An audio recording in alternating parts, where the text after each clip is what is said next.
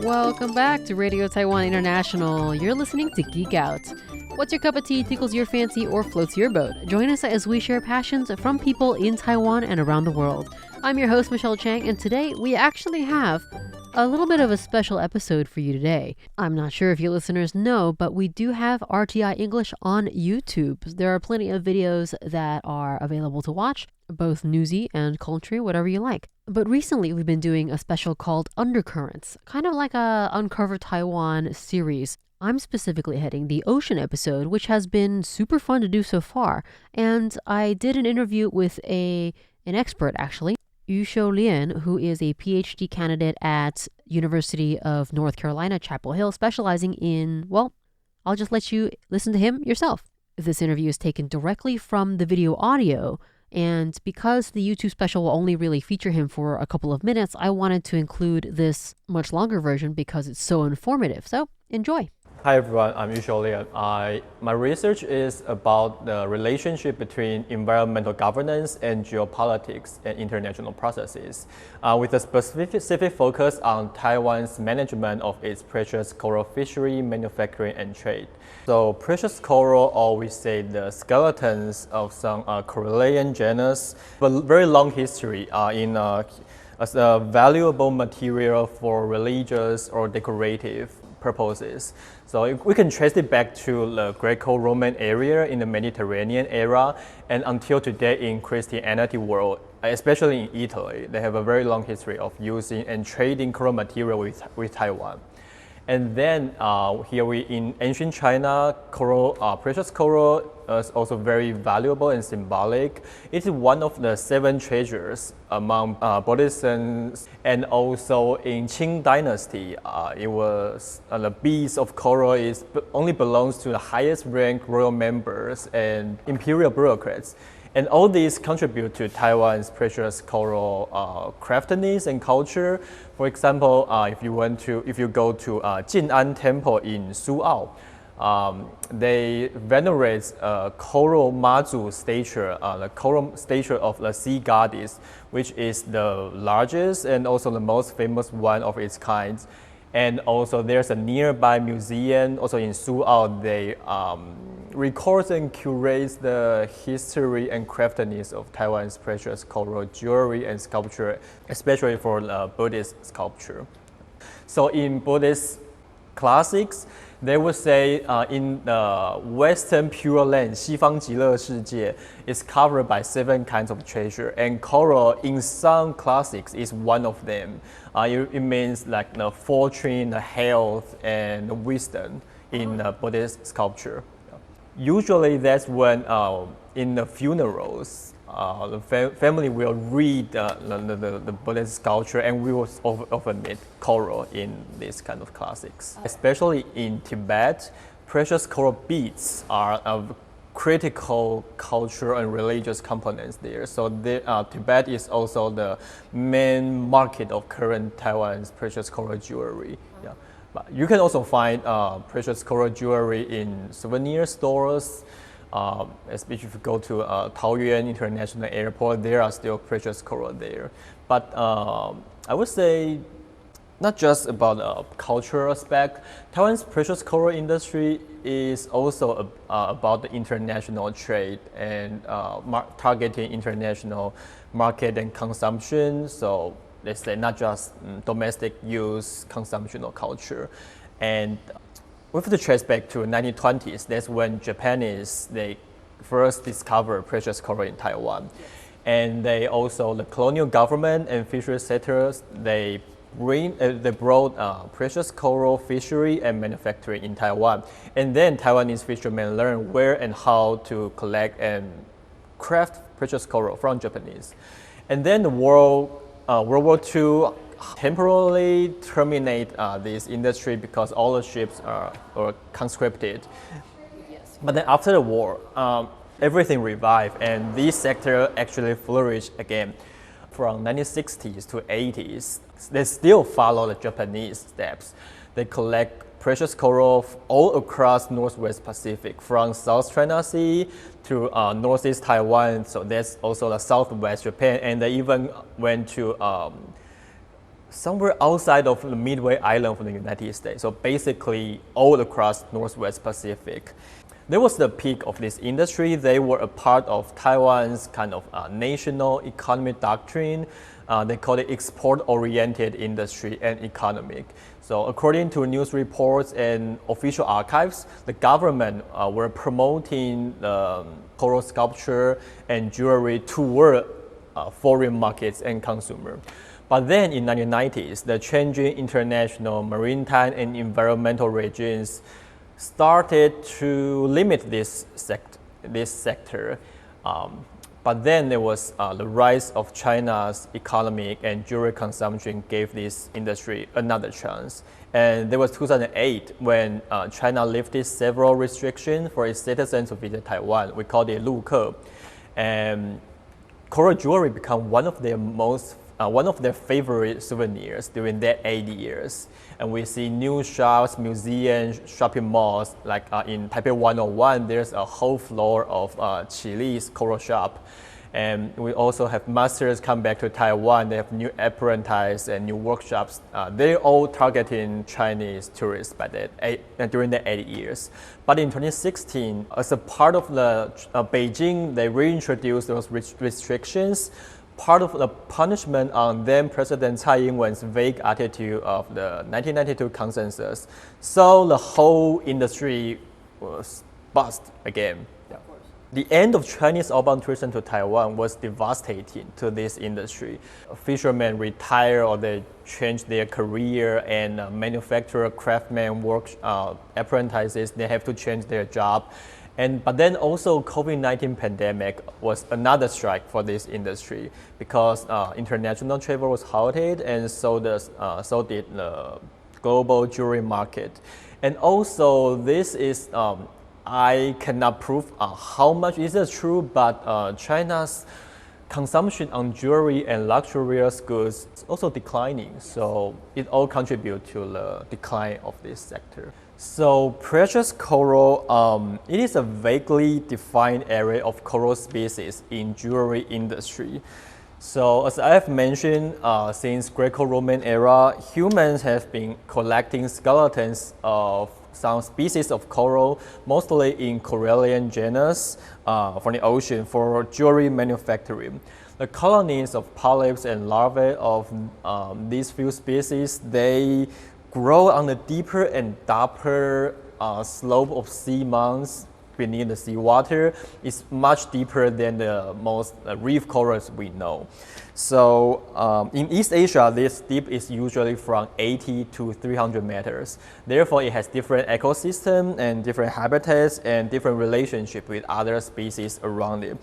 But the difficulty part is because it's so deep, and the environment is like a deep, dark, and steep slopes with strong currents. It's very difficult for scientists to collect data. Reaching that part is very difficult for scientists. In the case of Taiwan, if the biologists want to study something about the seabed ecosystem, they mostly rely on trawler fishery. And trawler fishery, they only operate upon sandy and muddy seabeds, but not for the precious coral because they live on the rocky and steep slope of seamounts.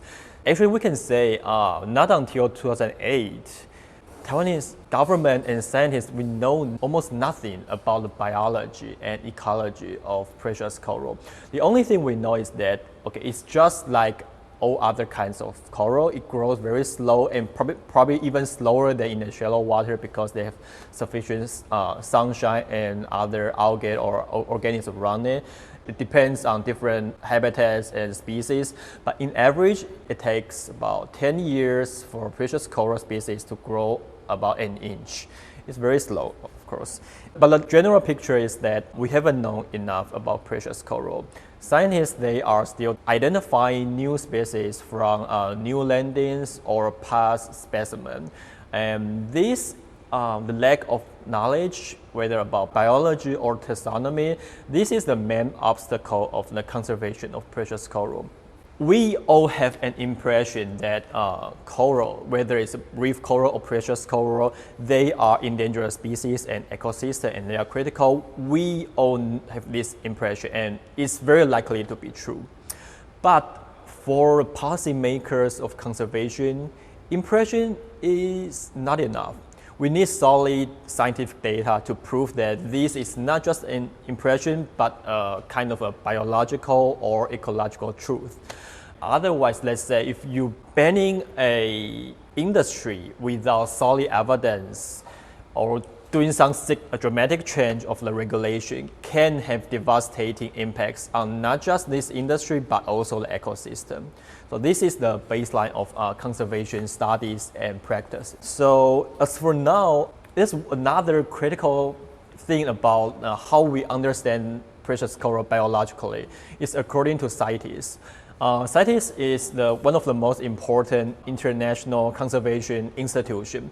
It regulates the international trade of endangered wildlife products. So in the case of coral, there are many coral species on CITES Appendix 2. So CITES Appendix 2 will trigger international trade restrictions on those listed species, except for precious coral. It's only on Appendix 3 listed by China in 2000s. And Appendix 3 triggers trade restrictions for all precious coral materials and products entering China. For the past decades, there have been discussion among international conservation communities of uplisting precious coral species. And uplisting meaning that it will tightening the restriction on precious coral species. Because as for now, it's still allowable to trade and collect them. But obstacle is that there's not enough historical data about fishery, about biological, about taxonomy. So for scientists, they don't know whether it really changed dramatically in the past few years.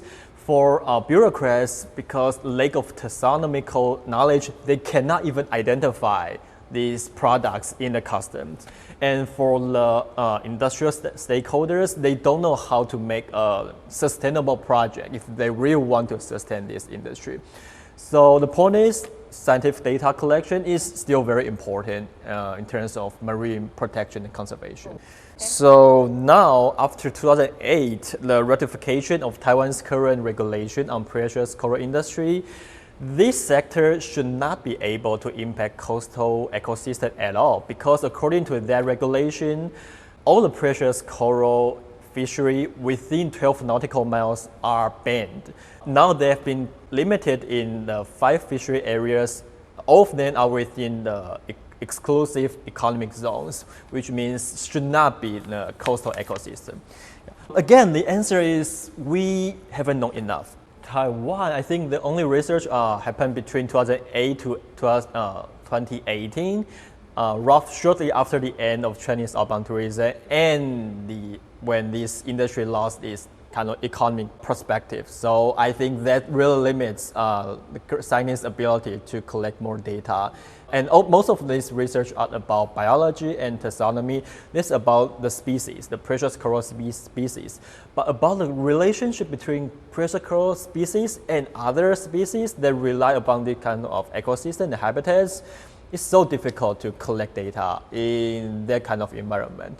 And the only thing we can say is, of course, if you remove critical habitats and critical species from an ecosystem, of course, it damages the ecosystem around it. But we need more evidence to tell what's actually happening there. Yes. As we have mentioned, Chinese outbound tourism, it was devastating for this industry, and then COVID-19. And also, Taiwan's government has been strictly regulating this industry, which posed some new challenges for them. And the fishery is an aging industry, and labor costs and working conditions, these kind of requirements are getting higher for now, just like all other kinds of fisheries in Taiwan and the world. And manufacturing, they have outsourced to China even before 2008, and especially after 2016. So in either way, unless there's some dramatic change in the market, this sector is not promising. So for statistical data, at a peak from 60s to 80s, there were more than 300 coral fishing boats in Taiwan.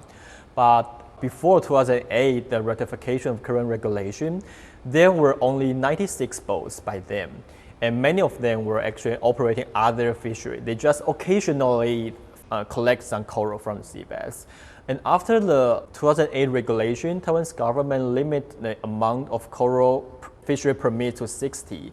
And after this about 16, 17 years, they are still decreasing. Some people retire, some people change their career. So it's not a very promising industry now in Taiwan. Maybe we can start with something I feel positive, is that I feel in the recent years, Taiwanese in general are much more interested in the oceanic or coastal environment.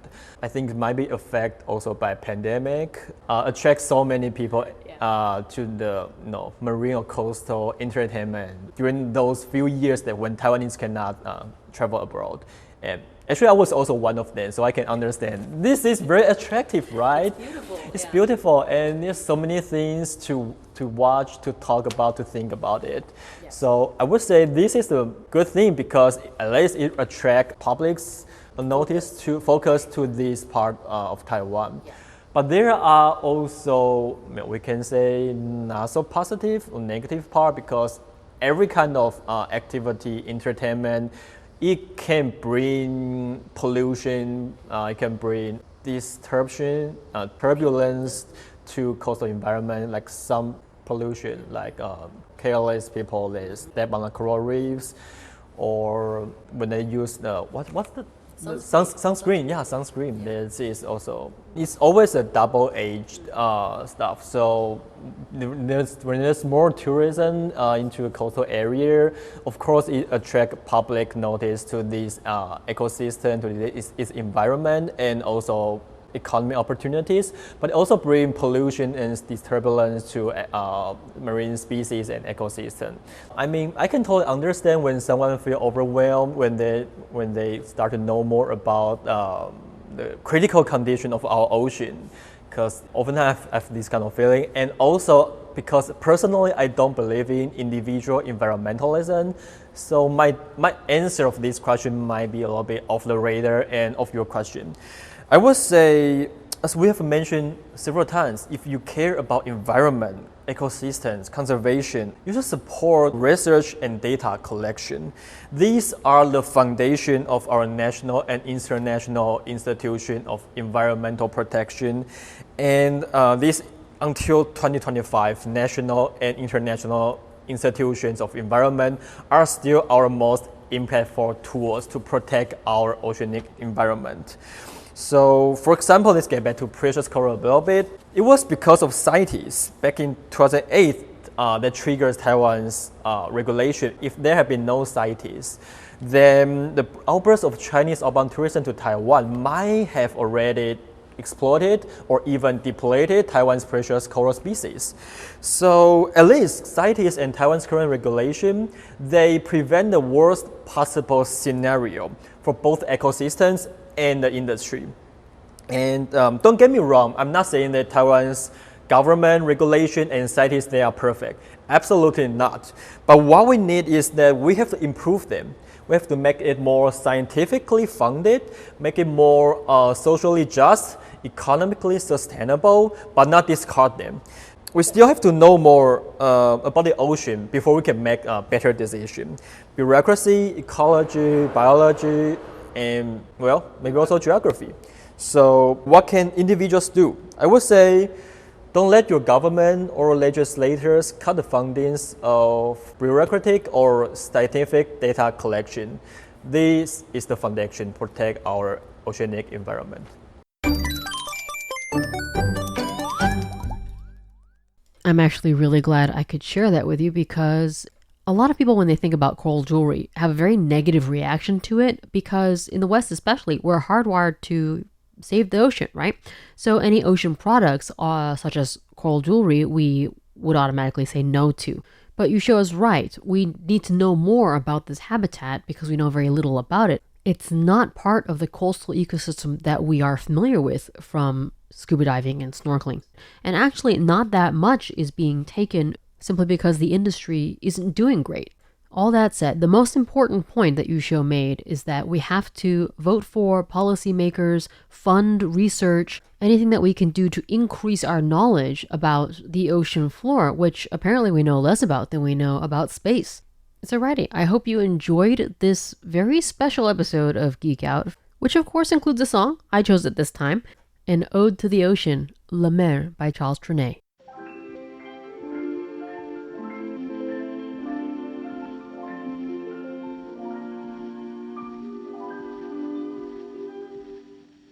La mer qu'on voit danser le long des golfes clairs a des reflets d'argent. La mer, des reflets changeants sous la pluie. La mer au ciel d'été confond ses blancs moutons avec les anges si purs. La mer, bergère d'azur infinie. Voyez, près des étangs, ces grands roseaux mouillés. Voyez, ces oiseaux blancs et ces maisons rouillées. La mer les a bercés le long des golfes clairs et d'une chanson d'amour. La mer a bercé mon cœur pour la vie. La mer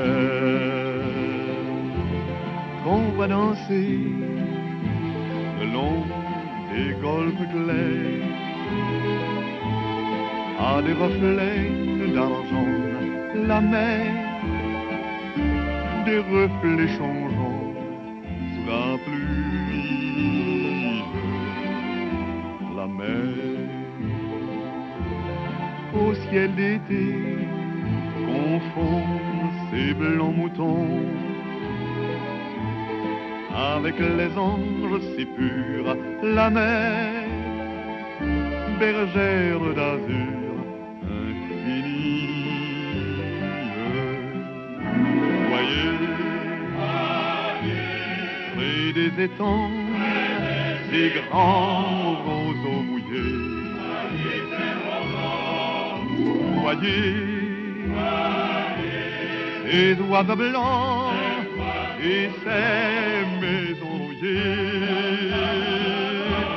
La mer, elle les a bercés le long des golfes clairs et d'une chanson d'amour. La mer a bercé mon cœur pour la vie.